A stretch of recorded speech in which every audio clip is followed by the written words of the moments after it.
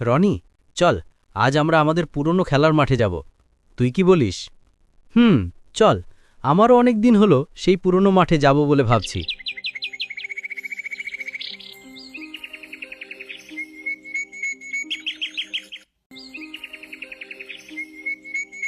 শুনেছি ওই মাঠে আর আগের মতো কেউ খেলে না। এখনকার ছেলেমেয়ে আর মাঠে খেলে না, তারা এখন মোবাইলে আসক্ত। আমাদের সময় আমরা মাঠে কত খেলেছি, আমি, সুজীব আর আমিনুর মিলে। তাদের সাথে আর দেখা হয় না। ঠিক বলেছিস।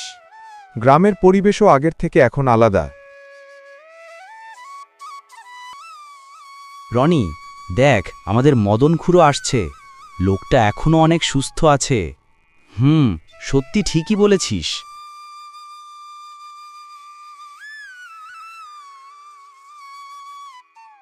কিরে, কেমন আসিস তোরা? তোদের অনেকদিন পর দেখলাম, গ্রামে আর তোদের দেখাই যায় না। তা কোথায় থাকিস? মাঠেও আর সেরকম দেখা যায় না। তোরা দুজন থাকিস কোথায়? আমরা তো প্রায় বছরখানিক হলো শহরে থাকি, গ্রামের আর সেরকম আসা হয় না।